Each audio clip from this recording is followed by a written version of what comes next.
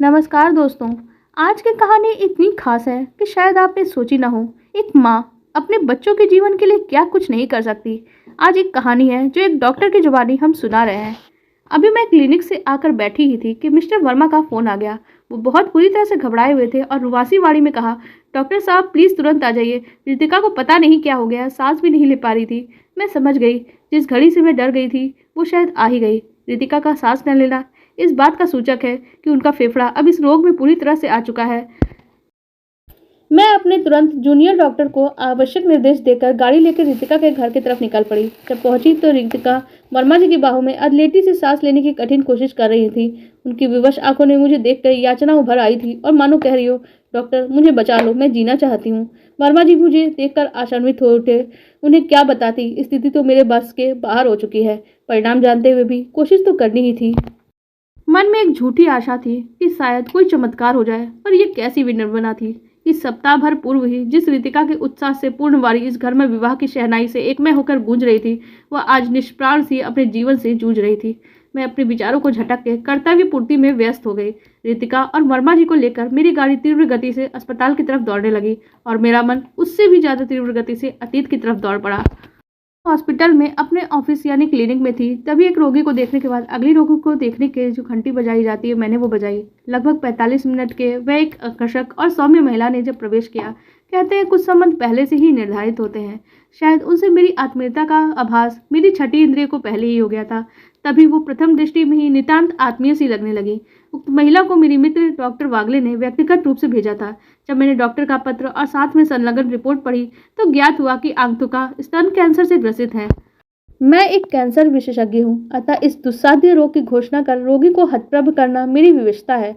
यद्यपि यह दुष्कर कार्य मुझे सदा ही अवांछित रहा है, पर रोगी को वास्तविकता से अवगत कराना मेरा कर्तव्य है।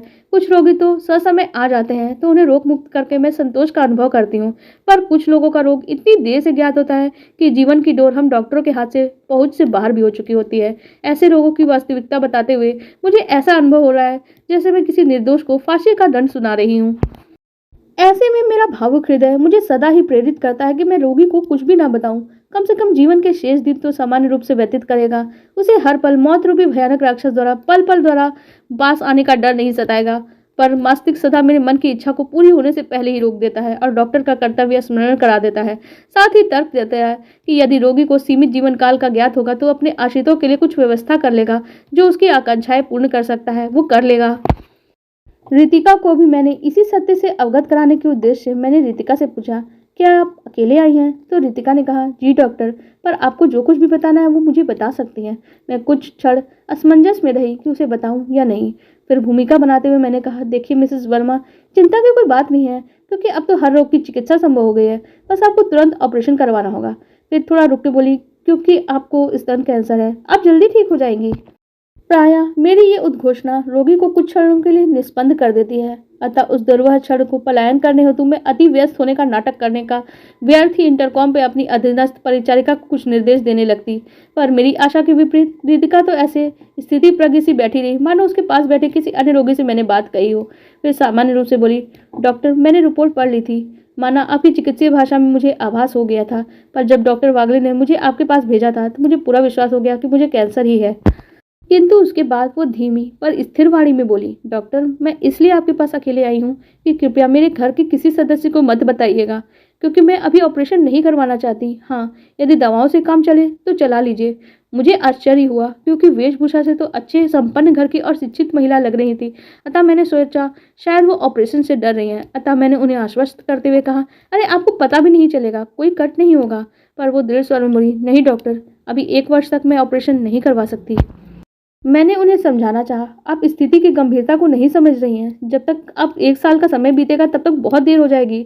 अरे संयोग से समय का से रोग का पता चल गया है तो समय से ऑपरेशन करवा लीजिए, वरना कितनों को ही कितनी देर से पता चलता है और उन्हें पल पल मौत की प्रतीक्षा के अतिरिक्त कोई विकल्प ही नहीं बचता।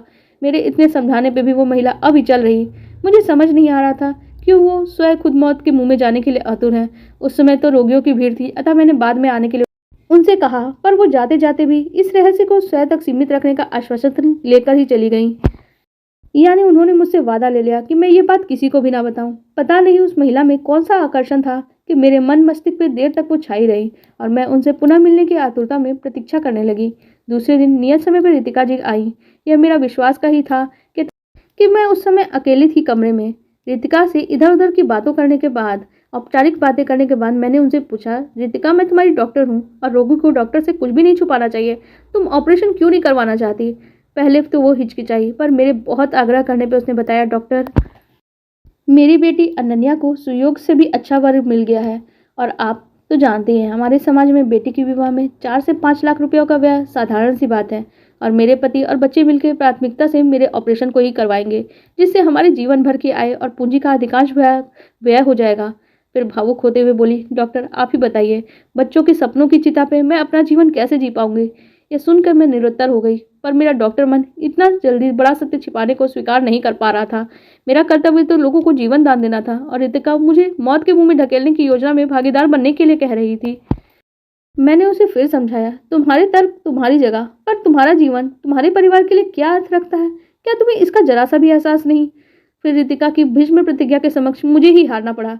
घंटों तर्क वितर्क के पश्चात भी रितिका के व्यक्तित्व के प्रभाव से या संभवतः उसके मातृत्व के आगे मैं झुक गई और मैंने उसे आश्वासन दे ही दिया कि मैं तुम्हारे परिवार को कभी सत्य नहीं बताऊंगी, पर तुम्हें नियम से दवा लेना ही होगा और दोनों ही कर्तव्य पूरा होते ही ऑपरेशन करवा लेना होगा। मेरे इस आश्वासन पे वो इतनी प्रसन्न हो गई जैसे उसे जीवन दान ही मिल गया हो।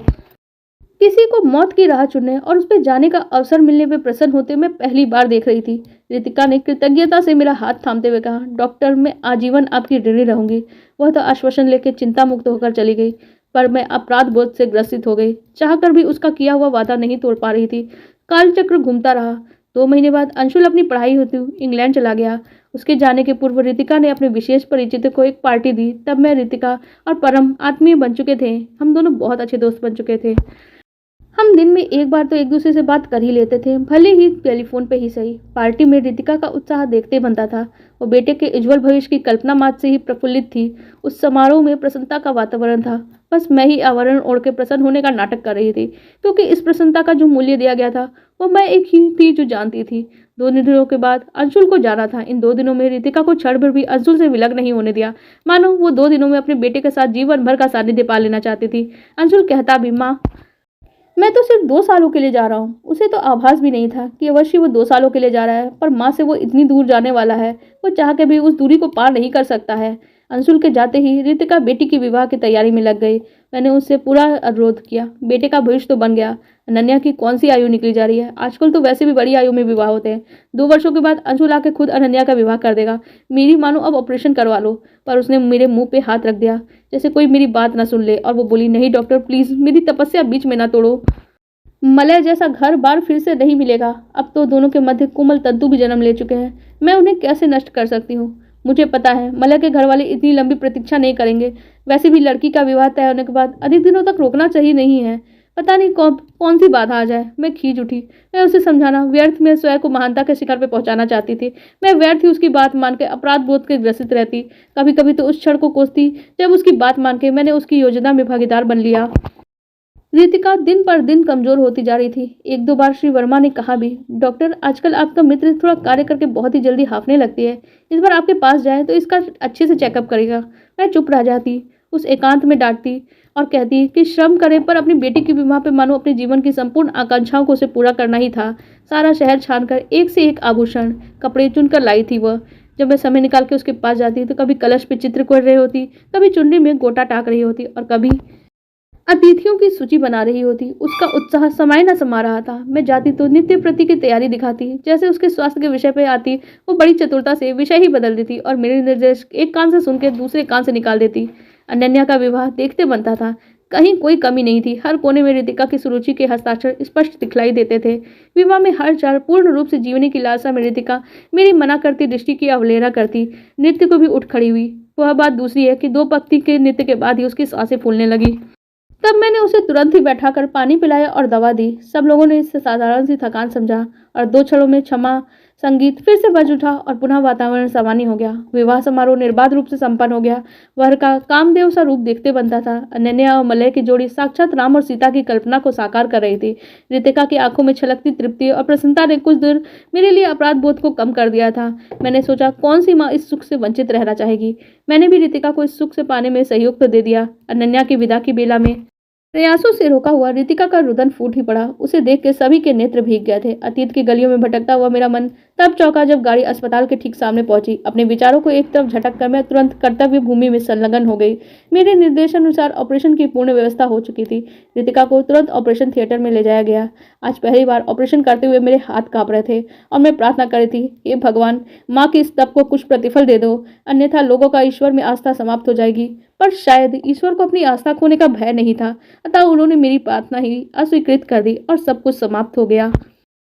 सभी के लिए ये होनी थी और सभी ने इसे होनी मान के स्वीकार कर लिया। ईश्वर का उद्देश्य पूर्ण हो गया। आज अनन्या और अंशुल अपने परिवार में संतुष्ट और सुखी हैं। श्री वर्मा परिस्थितियों से समझौता कर बेटी के पास रहने चले गए, परंतु अपराध बोध में उभरता दंश मेरे अंतर्मन को लगातार टीसता रहता है। आपको हमारी ये कहानी कैसी लगी कमेंट सेक्शन में जरूर बताएं। साथ ही वीडियो को लाइक और हमारे चैनल को भी सब्सक्राइब कर लीजिएगा। धन्यवाद।